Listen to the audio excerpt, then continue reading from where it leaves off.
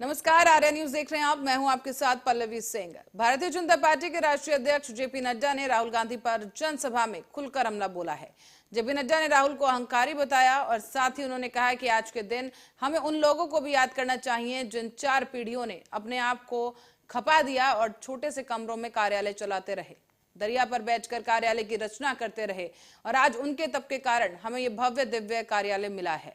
आज उनकी याद करना हमारा कर्तव्य है। और इस बीच नड्डा ने बीजेपी कार्यालय के बारे में यह भी कहा कि यह भाजपा का कार्यालय नहीं है, ये संस्कार केंद्र है। ये सिर्फ इमारत नहीं है, ये हमारे सपनों का विस्तार है और ये हमारे कार्यकर्ताओं के विचारों का विस्तार है। लार्जेस्ट इकोनॉमी बन रहे हैं, यह हमको ध्यान में रखना है और हमारा टारगेट है 5 ट्रिलियन इकोनॉमी। टारगेट के लिए हम अपने आप को जोड़ने का प्रयास कर रहे हैं। मैं आपके सामने एक आर्थिक तस्वीर भी रखना चाहता हूं। इंडिया के ग्रोथ रेट 2022 में इंडिया 6.8% पर खड़ा है, वही कनाडा 3.3% पर खड़ा है, चाइना 3.2% पर खड़ा है और यूनाइटेड स्टेट्स ऑफ अमेरिका 1.6% पर खड़ा है। रशिया 3.4% पर खड़ा है। यानी जहां अमेरिका 1.6% के ग्रोथ रेट पर खड़ा है, वहीं भारत 6.8% के ग्रोथ पर खड़ा है। ये गौरवशाली भारत बन रहा है, इसको भी हमको ध्यान में रखना होगा।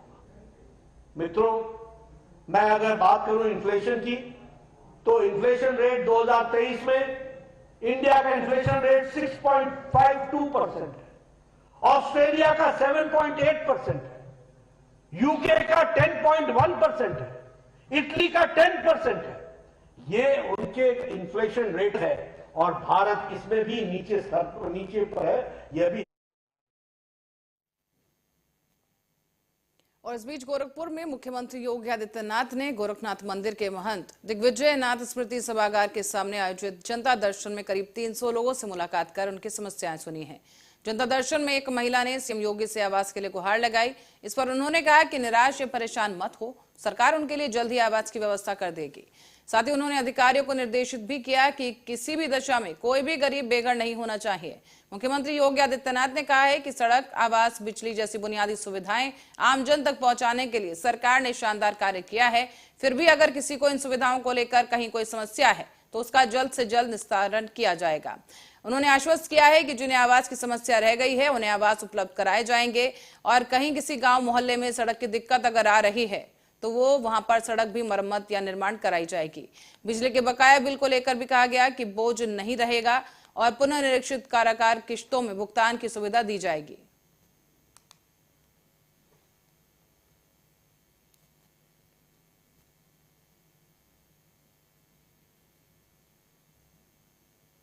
और इस बीच रायबरेली से खबर आ रही है, जहां बछवा महाराजगंज मार्ग पर एक भीषण सड़क हादसा हो गया है। इस हादसे में बाइक सवार से टकराई नील गाय और बाइक सवार चाचा और मासूम भतीजा गंभीर रूप से घायल हो गए। मामला महाराजगंज थाना क्षेत्र के अंतर्गत बछवा रोड का है, जहां पर बाइक से रामचंद्र नाम का ये शख्स अपने भतीजे अभिषेक के साथ किसी काम से जा रहा था, लेकिन इस दौरान रास्ते में अचानक नीलगाय आ गई और बाइक की सीधी टक्कर हो गई। इस दौरान नीलगाय के टकराने से चाचा और जो भतीजे हैं गंभीर रूप से घायल हुए हैं। स्थानीय लोगों की मदद से उन दोनों को ही आनन फानन में नजदीकी स्वास्थ्य केंद्र पर लाया गया है। दोनों की हालत फिलहाल गंभीर बताई जा रही है, जिसके बाद उन्हें जिला अस्पताल रायबरेली के लिए रेफर कर दिया गया। यहाँ दोनों की हालत गंभीर है और इलाज जारी है। एक्सीडेंट का मामला है क्या? हाँ, महाराजगंज सीएससी से अभिषेक और रामचंद्र नाम के 2 पेशेंट रिफर आए हुए हैं, जो साथ लेली गाय से लड़े हुए हैं। एक को हेड इंजरी है, एक का थाई फ्रैक्चर है। हेड इंजरी वाले पेशेंट की स्थिति गंभीर है, उसका प्राथमिक उपचार करके भर्ती कर दिया गया है। सर्जन आके देख रहे हैं। और इस बीच स्पीकर सतीश महाना ने प्रेस कॉन्फ्रेंस कर विधानसभा के अंदर अपनी उपलब्धियां बताई हैं। उन्होंने कहा है कि 29 मार्च को मैंने स्पीकर का पदभार संभाला था, सभी राजनीतिक दलों ने मेरा सहयोग किया और उन्होंने कहा कि कुछ दिनों में विधायिका को कमजोर करने का प्रयास किया जा रहा है। भारत का संविधान भारत के लोगों के लिए है, जनप्रतिनिधियों को देश के कल्याण के लिए काम करना चाहिए। महाना ने यह भी कहा कि न्यायपालिका, कार्यपालिका की अलग अलग शक्ति होती है। विधानसभा के हाईटेक होने की जानकारी देते हुए महाना ने बताया है कि हर सीट पर टैबलेट लगा दिए गए हैं। उन्होंने ये भी कहा कि कई राज्यों के स्पीकर हमारी विधानसभा देखने आ चुके हैं और विधानसभा सुंदर दिखे, इसको लेकर कई कार्य भी किए गए हैं। बताया गया है कि विधानसभा गैलरी में शहीदों की तस्वीर लगाई गई है, जबकि विधानसभा के अंदर उन्होंने सभी सदस्यों को बोलने का मौका दिया है। आप इसमें अच्छा सुझाव क्या दे सकते? लेजिस्लेशन में भी लाऊंगा, इस प्रकार से मैं लोगों को अपनी डायरेक्शन करूंगा। मैंने ये प्रस्ताव रखा है सजा सुनेगी। ये भी एक इतिहास में पूरे देश की किसी भी विधानसभा में ये नहीं हुआ। ये उत्तर प्रदेश की विधानसभा आगे करेंगे, आगे क्या करूंगा मैं इसको आपको अब मुझे अलग अलग बता।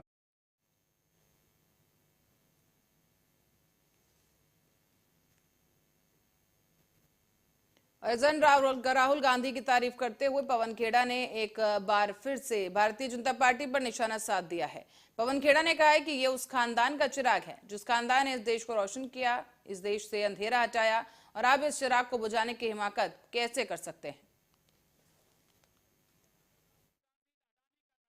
आप लोकतंत्र को मारेंगे भी और उसकी चीख बाहर निकले भी नहीं, ये संभव नहीं है। आप लोकतंत्र को मारेंगे तो राहुल गांधी बोलेगा, संसद के भीतर से बोले या संसद के बाहर से बोले, राहुल गांधी को आप चुप नहीं कर सकते। संसद के भीतर अगर राहुल गांधी अडानी का नाम लेता है तो आप डरते हैं। आप सोचिए, राहुल गांधी सड़क पर आकर जब बोलेगा तो आप थर थर कांपेंगे, इसमें कोई नहीं रोक सकता। ये उस खानदान का चिराग है जिस खानदान ने इस देश को रास्ता दिखाया, इस देश को रोशन किया, इस देश में अंधेरा हटाया। उस खानदान के चिराग को आप बुझाएंगे? आपकी इतनी औकात है? आप कायर हैं, आप डरपोक हैं, और हम आपसे नहीं डरते। हमारे राहुल गांधी। अब रुक करेंगे दिल्ली का, जहां कोरोना के बढ़ते मामलों को लेकर मुख्यमंत्री अरविंद केजरीवाल ने एक प्रेस कॉन्फ्रेंस की है। इस प्रेस कॉन्फ्रेंस में दिल्ली के मुख्यमंत्री अरविंद केजरीवाल ने कोरोना के हालातों पर चर्चा की। साथ ही उन्होंने कहा कि चिंता की बात नहीं है। सीएम केजरीवाल ने अधिकारियों के साथ एक बैठक की थी, जिसके बाद ये प्रेस कॉन्फ्रेंस की गई है। बताया जा रहा है कि दिल्ली में कोरोना मरीजों के मामले बढ़ रहे हैं और हमारी सरकार कोरोना वायरस से लड़ने के लिए पूरी तरह तैयार है। हमारी इसको लेके पूरी तैयारी है। वैसे तो कोई भी चिंता करने की जरूरत नहीं है, बहुत कम अभी केसेस हैं और कोई सीवियरिटी भी नहीं है, लेकिन तैयारियों को देखते हुए हमारी 7,986 बेड्स हमारे अभी तैयार हैं कोरोना के लिए। इसमें ऑक्सीजन वाले बेड्स भी हैं, इसमें वेंटिलेटर बेड्स भी हैं, इसमें आईसीयू भी हैं। 7,986 बेड्स हैं, जिसमें से 66 बेड्स केवल ऑक्यूपाइड हैं। 66 आरटीपीसीआर के टेस्ट करने की हमारे पास सफिशिएंट क्षमता है। लगभग 4,000 टेस्ट हम सरकारी लैब्स में करने के लिए हमारे पास क्षमता है, और प्राइवेट लैब्स में तो 1 लाख से ज्यादा टेस्ट पर डे करने की क्षमता है। वैक्सीन भी बहुत अच्छा परफॉर्मेंस अभी तक रहा, नेशनल एवरेज से ज्यादा अच्छा रहा। 18+ की कैटेगरी में तो लगभग सबको वैक्सीन लग चुकी है, और 18 से निचली उसमें आए तो फर्स्ट डोज सबको लग चुकी है, सेकेंड डोज भी 85% के लगभग लोगों को लग चुकी है। हमारे पास सफिशिएंट एम्बुलेंस है, सफिशिएंट ऑक्सीजन अवेलेबल है, सफिशिएंट ऑक्सीजन स्टोरेज की कैपेसिटी है। 26 मार्च को हम लोगों ने 38 सरकारी दिल्ली सरकार के हॉस्पिटल्स की खुद ब खुद एक मॉक ड्रिल की थी कि बाई चांस अगर हो जाए तो, और इसमें जितने मान लीजिए कोई इक्विपमेंट काम नहीं कर रहा था, ऑक्सीजन वाली अवेलेबल है नहीं है, वैक्सीनेशन, सारी चीजों की एक से ट्रायल करके देखा था कि सारी चीजें काम कर रही है कि नहीं कर रही। अब केंद्र सरकार के निर्देश आए हैं, 10 और 11 अप्रैल को एक बारी सारे सरकारी और प्राइवेट हॉस्पिटल्स की मॉक ड्रिल की जाएगी। इसके ऊपर दिल्ली सरकार एक कैंपेन चलाएगी। अब एक मीडिया कैंपेन चलाया जाएगा लोगों को कोरोना के बारे में जागरूक करने के लिए और एहतियात बरतने के लिए कि कोविड अप्रोप्रिएट बिहेवियर फॉलो किया जाए। एयरपोर्ट के ऊपर 2% के लगभग पैसेंजर्स को रैंडम टेस्टिंग की जा रही है, और जितने भी दिल्ली सरकार के हॉस्पिटल्स हैं सबको बोल दिया गया है कि आइसोलेशन वार्ड्स कोरोना पेशेंट्स के लिए रखे हैं। कहीं ऐसा ना हो कि किसी को बहुत सीरियस, मान लिया आईएलबीएस में किसी को किडनी ट्रांसप्लांट हुआ, उसको कोरोना हो गया, अब उसको कोरोना वाले हॉस्पिटल में नहीं ले जाएंगे हम, वहीं पे अगर आइसोलेशन बेड होगा तो वहीं पे उसको एक अलग वार्ड में कर देंगे, तो उसका कोरोना का, किडनी का भी ट्रीटमेंट होता रहेगा और उसका कोरोना। वहीं बंगाल और महाराष्ट्र में रामनवमी के दिन हिंसा हुई है और उसी के साथ ही शुक्रवार को एक बार फिर से हिंसा भड़क गई। उपद्रवियों ने हावड़ा और संभाजी नगर में मंदिरों में पत्थरबाजी की है और देश भर में गुरुवार को रामनवमी पर कई राज्यों में हिंसाजनक खबरें सामने आई हैं। आपको बता दें, हिंसा और आगजनी की खबरें लगातार अब सामने आ रही हैं और इस बीच गुजरात के वडोदरा, महाराष्ट्र के छत्रपति संभाजी नगर, जलगांव, पश्चिम बंगाल के हावड़ा, इस्लामपुर और लखनऊ में दो समुदायों के बीच झड़प के बाद पथराव और आगजनी की घटनाएं सामने आई हैं। अब तक 3 राज्यों में हुई हिंसा के केसेस में 80 लोगों को हिरासत में लिया गया है, जिनमें गुजरात में 24, महाराष्ट्र में 20 और बंगाल में 36 लोग शामिल हैं।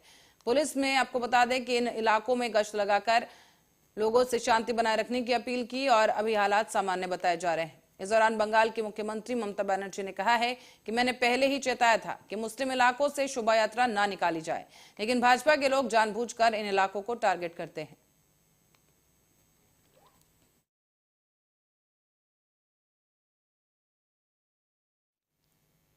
तो योगी सरकार के निर्देश पर आज रायबरेली के राजकीय इंटर कॉलेज के ग्राउंड परिसर में आयोजित किए गए कार्यक्रम में दिव्यांगजनों को निःशुल्क मोटराइज्ड ट्राईसाइकिल वितरित की गई है। कार्यक्रम के दौरान सदर विधायक अदिति सिंह ने दीप प्रज्वलित कर कार्यक्रम का शुभारंभ किया और इस कार्यक्रम को संबोधित करते हुए अदिति सिंह ने कहा कि सरकार ऐसे लोगों की सेवा के लिए संकल्पित है जो कि समाज के अंतिम छोर पर रह रहे हैं। प्रदेश सरकार जन कल्याणकारी योजनाएं लगातार ला रही है और कार्य भी लगातार किए जा रहे हैं। जनपद रायबरेली में उनका सफलतापूर्वक क्रियान्वयन हो रहा है और साथ ही उन्होंने कहा कि इस अवसर पर 206 दिव्यांगजनों को निःशुल्क मोटराइज्ड ट्राईसाइकिल का वितरण किया गया है और उन्हें हरी झंडी दिखाकर रवाना किया गया। इस बीच करीब 65 दिव्यांगजन ऐसे हैं जिन्हें ट्राईसाइकिल वितरित की गई, 12 दिव्यांगजनों को कान की मशीन दी गई और 49 दृष्टिबाधित दिव्यांगजनों को स्मार्ट केन वितरित किए गए हैं। आज इस कार्यक्रम के अंतर्गत माननीय मुख्यमंत्री जी की मंशा अनुसार अपने ज़िले के और मेरी विधानसभा के जो हमारे दिव्यांगजन हैं उनको tricycle, motorised tricycle, smart cane एवं हियरिंग एड्स का डिस्ट्रीब्यूशन कराया गया है। इस कार्यक्रम में हमारे साथ हमारे ज़िले की सीडीओ साहब एवं हमारे सदर की एसडीएम साहब, हमारे जिला दिव्यांगजन अधिकारी एवं समस्त प्रशासन के अधिकारी एवं कर्मचारी रहे हैं और काफ़ी। भारतीय जनता पार्टी और आम आदमी पार्टी एक बार फिर से आमने सामने आ गए हैं। फ्री बिजली को लेकर यहां पर विवाद शुरू हो गया है और इस मुद्दे पर बीजेपी ने आम आदमी पार्टी सरकार को घेरा है। भारतीय जनता पार्टी के नेता रामबीर सिंह बिथोड़ी ने कहा कि दिल्ली सरकार दावा कर रही है कि किसानों को फ्री बिजली दी जा रही है, जबकि हकीकत इससे उल्टा है।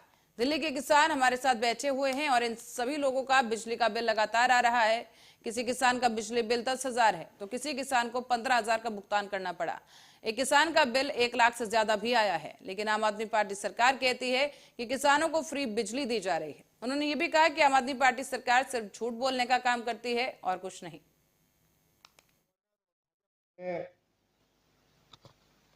कल एक प्रेस कॉन्फ्रेंस को संबोधित किया और उन्होंने प्रेस कॉन्फ्रेंस में झूठ बोला। उनकी ओर से यह कहा गया कि दिल्ली के किसानों को केजरीवाल की सरकार सिंचाई के लिए मुफ्त बिजली दे रही है।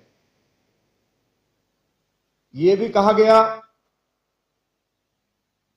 कि दिल्ली के लेफ्टिनेंट गवर्नर और भाजपा के नेता इसको रोकना चाहते हैं। मैं आज मीडिया के माध्यम से आतिशी ने जो झूठ बोला है अपनी ओर से और दिल्ली के किसानों की ओर से उनका त्यागपत्र मांगता हूं और मीडिया के समक्ष मैं ये जानकारी दे रहा हूं। ये मेरे पास बिल है 1,21,190 रुपए का और किसान का नाम है विजेंद्र सिंह सन ऑफ श्री राजकुमार। और तो वहीं भोजपुरी एक्ट्रेस आकांक्षा दुबे सुसाइड केस में कई नए मोड़ सामने आ रहे हैं। 26 मार्च को एक्ट्रेस को वाराणसी के एक होटल में मृत पाया गया था और पुलिस का कहना है कि उन्होंने खुदकुशी की है। हालांकि इसके बाद एक्ट्रेस की मां ने उनकी हत्या का शक जताया था और फैंस ने भी आकांक्षा दुबे के बॉयफ्रेंड और भोजपुरी सिंगर समर सिंह का इस मामले में हाथ होने का शक जताया। आकांक्षा की पोस्टमार्टम रिपोर्ट सामने आई है, जिसमें अब उनकी मां का यह कहना है कि समर सिंह को फांसी दी जानी चाहिए और उनका इस पूरे मामले में बड़ा हाथ है। आपको ये भी बता दें कि इस बीच आकांक्षा दुबे का परिवार आकांक्षा दुबे की मौत के मामले में पुलिस की कार्रवाई से संतुष्ट नहीं है, इसीलिए इस पूरे मामले में सीबीआई जांच की मांग की जा रही है। मैं योगी सरकार से यही चाहती हूँ, मैं उनके आंचल फैला के अपने रानी के लिए न्याय मांगती हूँ। मेरे रानी को न्याय दिलाए, मेरे रानी को न्याय दिलाए। समर सिंह और संजय सिंह को सजा दिलाए, फांसी उनको भी होनी चाहिए। मेरी रानी को न्याय दिलाए। मेरी रानी अपने से आत्महत्या कर ही नहीं सकती है, उसको मारा गया है। संजय सिंह और समर सिंह ने मिलकर मारा है दोनों जन। आप अपनी लड़की अगर जीत होती तो आप आज कहाँ होती, कहाँ उसको देखना, उसकी क्या इच्छा थी, कहाँ तक जाने की इच्छा थी? मेरी रानी को तो बहुत इच्छा थी, बहुत सपना थी। मेरी रानी को तो मेरी माँ क्या पहना दूँ अपनी माँ को, क्या अपनी माँ को ऐसा कर दूँ। आज मेरी रनिया तो चली गई, मेरा अब कोई सहारा नहीं है। अब क्या जाऊँ, कहाँ किसके पास जाऊँ? मेरे पास अब कोई सहारा नहीं, मैं तो अनाथ हो गई। अच्छा, पिछली घटनाओं के बारे में कुछ बताती रहती थी आपसे जो है? नहीं, कुछ नहीं बताती थी, बस यही बोलती थी मम्मी मुझे बहुत टॉर्चर करता है, अब किसी के साथ में काम नहीं करने देता है, बोलता है नहीं करने का, खाली मेरे साथ में। तो वही मैं बोली उसको कि क्यों नहीं करने देता है, क्या उसकी जागीर है? मैंने उसको भी बोला फोन करके गाली गलौज दिया कि मेरी बेटी, तू उसका बाप है कि भाई माँ बाप है, तू क्यों उसको टॉर्चर करता, तू ही आगे बढ़े वो आगे न बढ़े। हाँ, मैंने बहुत गाली भी दिया। मैं इनको बोली भी कि बेटा तू उसके नाम से चौकी जा कंप्लेन कर बनारस में। मेरी लड़की बोली मम्मी उसकी जारे छोटा मोटा लोग जोक है, मेरा भी नाम खराब होगा, पुलिस केस करूँगी और उसकी भी करियर खराब हो जाएगी। आज मेरी लड़की उसको बचाते बचाए मेरी लड़की को ही खा गया। अब मेरा सहारा कौन है? मुझे अब कौन देगा? मुझे मेरा कौन चलाएगा? मैं तो अब बेसहारा हो गई, अनाथ हो गई। और असम के सीएम हेमंत बिस्वा शर्मा ने अरविंद केजरीवाल पर निशाना साधा है। उन्होंने कहा कि अरविंद केजरीवाल कायर हैं और वो दिल्ली विधानसभा में प्रतिरक्षा के घूंघट के पीछे छिपे हैं। उन्होंने ये भी कहा कि अरविंद केजरीवाल सफेद झूठ बोल रहे हैं, वो मुझ पर भ्रष्टाचार का आरोप लगा रहे हैं। और हेमंत बिस्वा शर्मा ने यह भी कहा कि अगर मुझ पर भ्रष्टाचार का एक भी केस है तो अरविंद केजरीवाल इसे साबित करें, अगर नहीं कर पाते हैं साबित तो उन पर भी वैसे ही मुकदमा चलेगा जैसे कि मनीष सिसोदिया के ऊपर चल रहा है। Wanted to file a defamation case, but Arvind Kejriwal, like a coward, he spoke inside assembly. So let him come to Assam on 2nd and say that there is a case against Himanta Biswa Sarma. I will sue him right away. But he spoke that within the assembly. I challenge them to show a single case against me. Where? Which case? Which case is there against me? So let Kejriwal come on 2nd, speak against me a single word that I am corrupt, and next day I am going to file defamation case. The same thing I have done against Monish Kejriwal. Kya naam hai? Whatever he is. So the things, you should not speak against somebody in Delhi Assembly where you know I am not there to defend.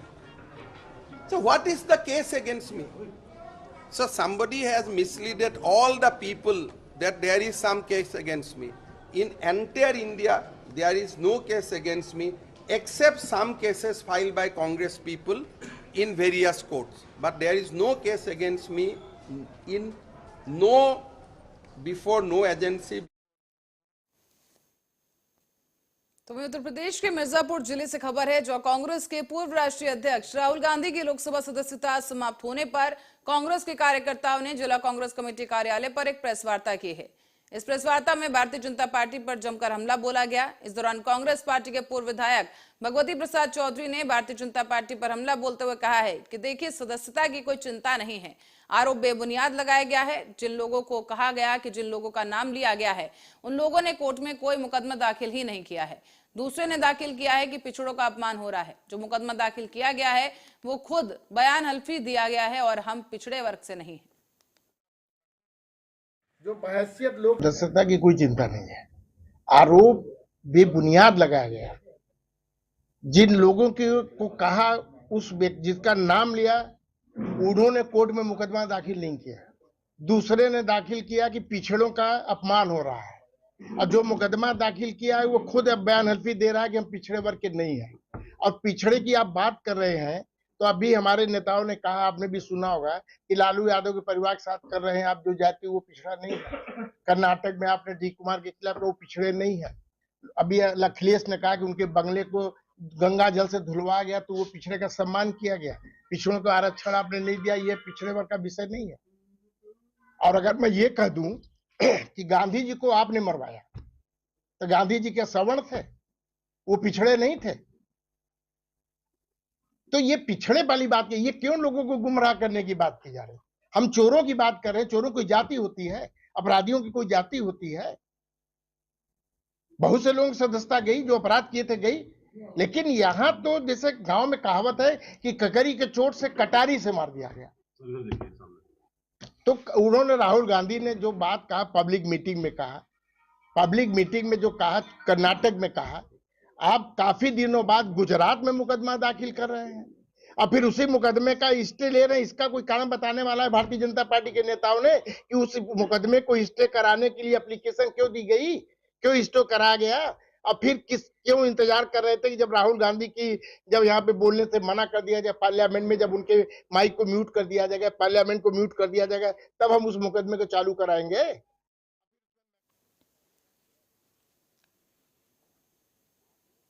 खबर अब जगदलपुर से है, जहां राम नाम का मंत्र लिखने से नारायण पांडे नाम के शख्स के जीवन पर बड़ा प्रभाव पड़ा है और यह बन गया है।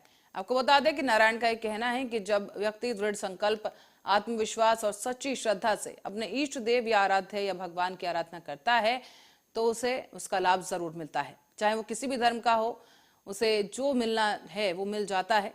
और कुछ भक्त ऐसे भी होते हैं जो धर्म क्षेत्र में भी अलग ही अपनी पहचान बनाकर रखते हैं। वहीं नारायण नहीं चल रहा था, लेकिन निराशा थी। लेकिन जब से राम का नाम मंत्र जाप करते हुए मंत्र लेखन शुरू किया गया तो मुझे दिव्यता और अपार शक्ति और ऊर्जा का संचार हुआ। चारों ओर ईश्वर की अनुपम कृपा महसूस होती है और परिवार में सुख, शांति, चैन का माहौल है। जो पिछले 12 साल 2 महीना से लगातार श्री राम का जाप लिखते हुए आज तक यानी कि 29/3/2023 तक उस 12 साल 2 महीना के दौरान 62,31,400 बार श्री राम का जाप कापी में लिख चुका हूँ। इसके लिए मुझे 410 नग पेन और 427।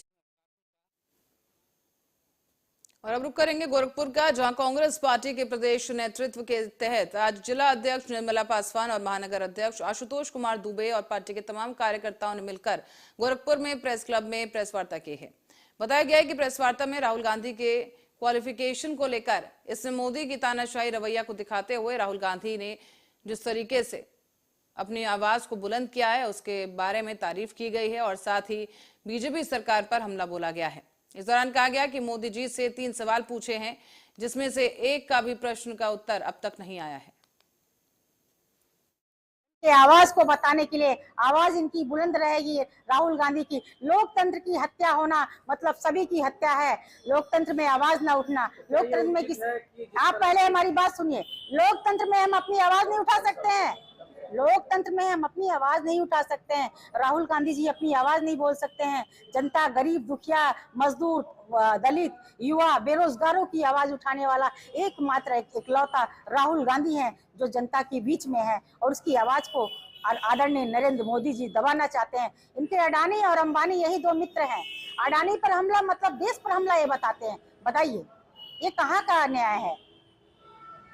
ये कहाँ तक उचित है जिस तरह से किसी के सरनेम को लेकर के और सबको चोर बताना, उसमें तो सारे लोग समेटे जाएंगे, तो यह कहीं उचित है?